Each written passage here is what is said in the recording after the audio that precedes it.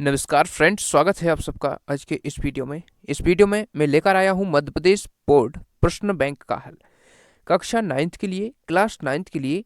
जो आपका विज्ञान का चैप्टर फर्स्ट है, हमारे आसपास के पदार्थ।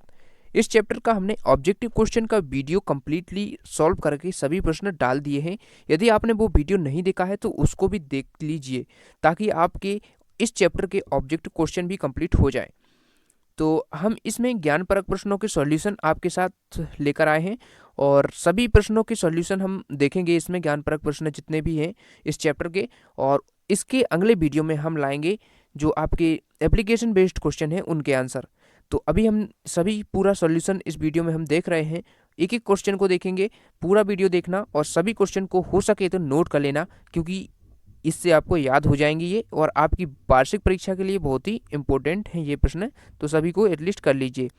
तो चलिए हम एक एक करके देखते हैं सभी प्रश्न। प्रश्न क्रमांक 1 है।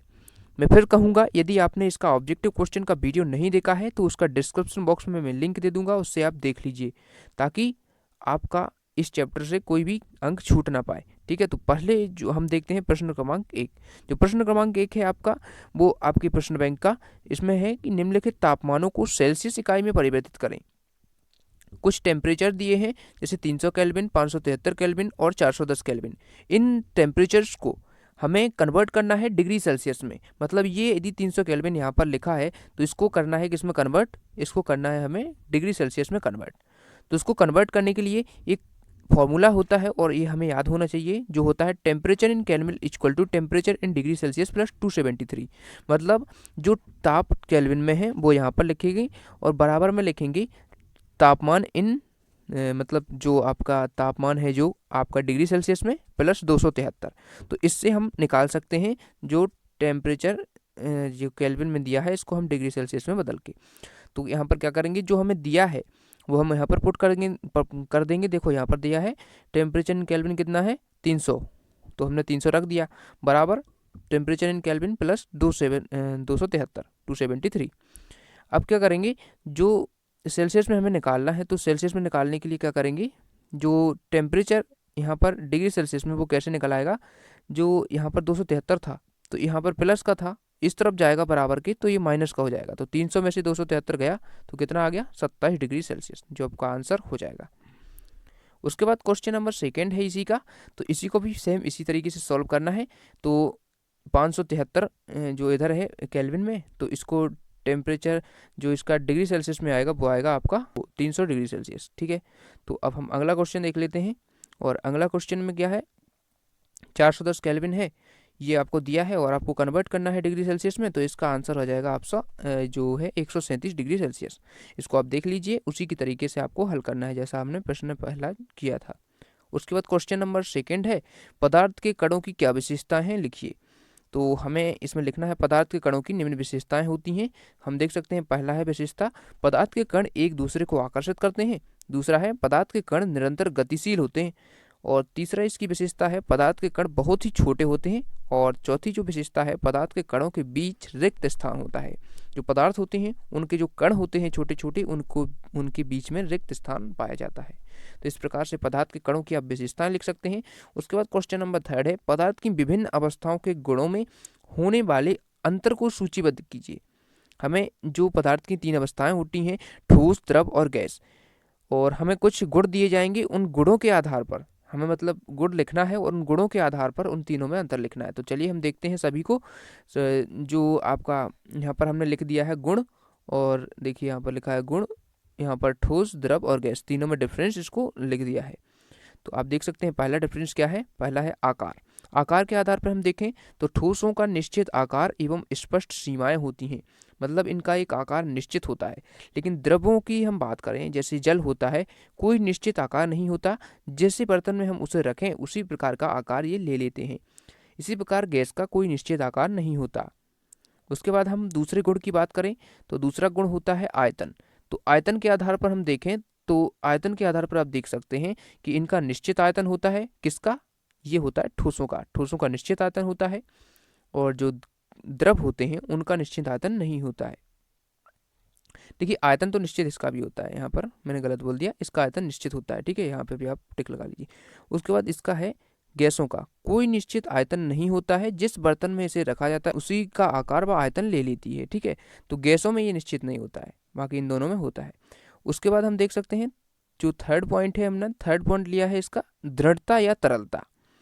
दृढ़ता या तरलता है, ये दृढ़ होती हैं, मतलब ये क्या है, ये है आपकी जो आपका ठोस है, ठोस दृढ़ होते हैं और बहते नहीं हैं। ठीक है, और द्रव की हम बात करें तो द्रव क्या होते हैं, ये दृढ़ नहीं होते हैं बल्कि तरल होते हैं व बह सकते हैं। ठीक है, और गैसों की हम बात करें तो गैसों का गुण है कि यह बह सकती हैं। ठीक है, तो इस प्रकार से 3 इनके हमने गुण देख लिए। और चौथा गुण है कणों के बीच आकर्षण बल। कणों के बीच आकर्षण बल के आधार पर हम देखें तो कणों के बीच सबसे ज़्यादा या अधिकतम आकर्षण बल होता है ठोसों में, और ठोसों से कम होता है द्रव में, और ठोस और द्रव दोनों से कम किस में होता है, गैस में। तो इस प्रकार से आप सभी को डिफरेंस, सभी में डिफरेंस बता सकते हैं। तो सभी के हमने दे दिए थे, तो आप इनको याद कर लीजिए अच्छे से। उसके बाद प्रश्न क्रमांक 4 है आपका। प्रश्न क्रमांक 4 है किसी पदार्थ की अवस्था परिवर्तन के दौरान तापमान स्थिर क्यों रहता है। इसमें हमें बताना है कि जब पदार्थ की अवस्था चेंज हो रही होती है, बदल रही होती है, तो जो टेम्परेचर रहता है वो स्थिर क्यों रहता है, कांस्टेंट क्यों रहता है, हमें इसमें बताना है। तो देखिए, जब किसी पदार्थ का तापमान बढ़ाया जाता है या बढ़ाते हैं, तब वह एक निश्चित ताप पर अवस्था में परिवर्तन करके दूसरी भौतिक अवस्था प्राप्त कर लेता है। अब इसका ताप स्थिर रहता है, क्योंकि अब समस्त ऊष्मा अवस्था परिवर्तन में काम आती है, तथा यह तब तक रहता है जब तक एक पदार्थ एक अवस्था से दूसरी अवस्था में पूर्ण रूप से ना बदल जाए। ठीक है, तो आप देख सकते हैं कि जब तक एक पदार्थ दूसरी अवस्था में पूर्ण रूप से नहीं बदल जाता तब तक जो टेम्परेचर रहता है वो उसका कांस्टेंट रहता है। ऐसी ऊष्मा को हम पदार्थ की गुप्त ऊष्मा कहते हैं, क्योंकि वो गुप्त ऊष्मा उसमें पदार्थ में स्थिर रहती है। और उसके बाद हम देखते हैं क्वेश्चन नंबर 5, और क्वेश्चन नंबर 5 का आंसर है गर्म शुष्क दिन में कूलर अधिक ठंडा क्यों रहता है। ये सभी आपकी बुक के क्वेश्चन हैं, एनसीईआरटी के क्वेश्चन हैं, सभी को अच्छे से कर लीजिए। इनमें से कोई भी क्वेश्चन आपके एग्जाम में पूछा जा सकता है।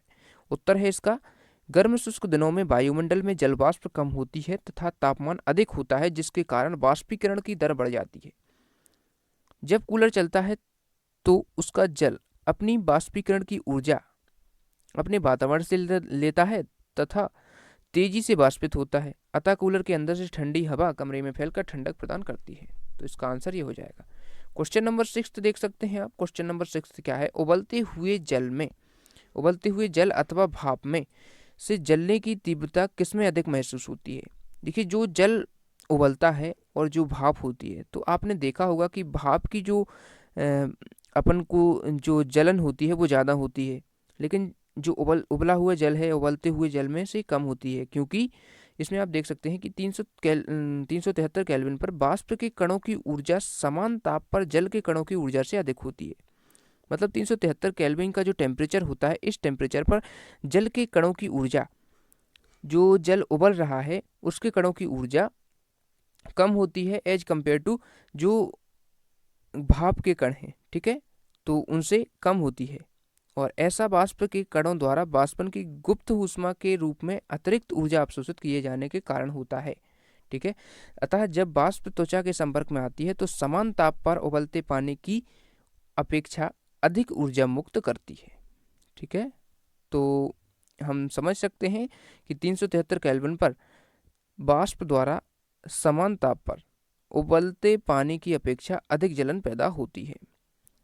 तो इसका आंसर आप इस तरीके से लिख सकते हैं और समझ सकते हैं इसको। और क्वेश्चन नंबर 7 देखते हैं। टोटल इसमें क्वेश्चन 10 हैं, सभी के आंसर हमने दिए हैं, सभी के आंसर आप लिख सकते हैं। एसीटोन या पेट्रोल या इत्र डालने पर हमारी हथेली ठंडी क्यों हो जाती है। इसका आंसर इस प्रकार है, एसीटोन पेट्रोल या इत्र डालने पर हथेली इसलिए ठंडी हो जाती है क्योंकि एसीटोन पेट्रोल या इत्र वाष्पशील पदार्थ हैं।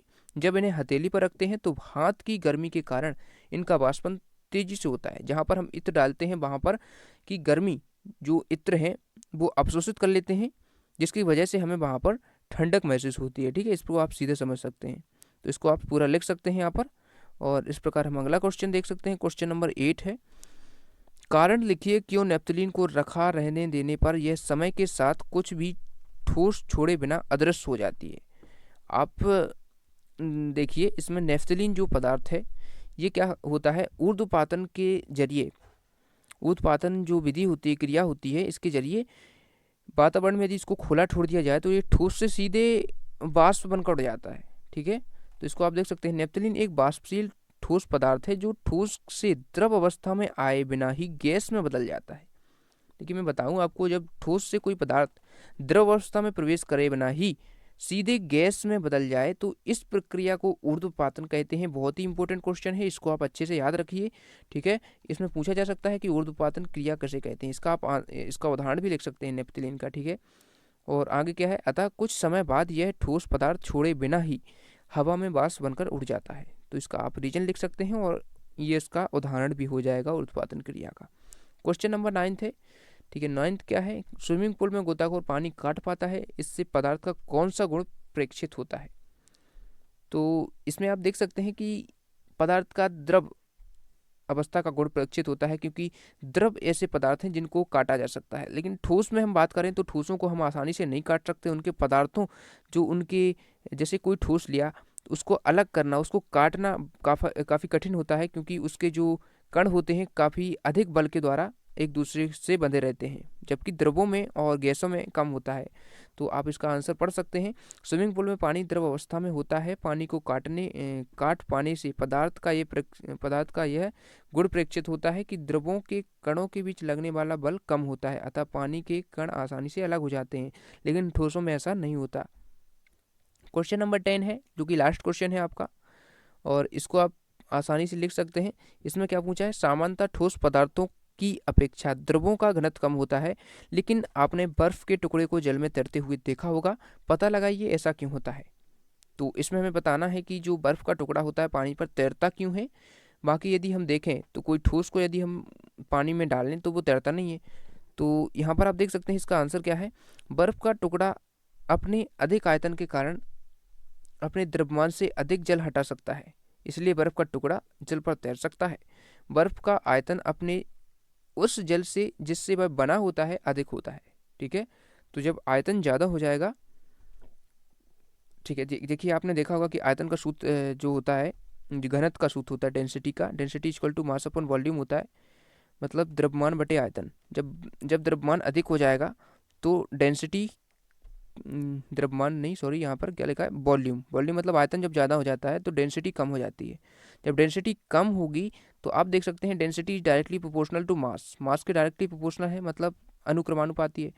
तो जो मास है वो भी कम हो जाएगा। इस प्रकार से जो आपकी क्या है, बर्फ़, वो पानी में तैरने लगेगी, क्योंकि उसका मास भी कम हो जाता है। इसको आप सूत्र से समझ सकते हैं और इस प्रकार आप देख सकते हैं।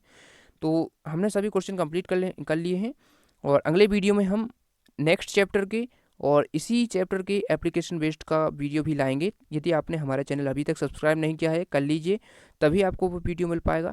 Thanks for watching. अपने दोस्तों के साथ इस वीडियो को शेयर करना मत भूलिए।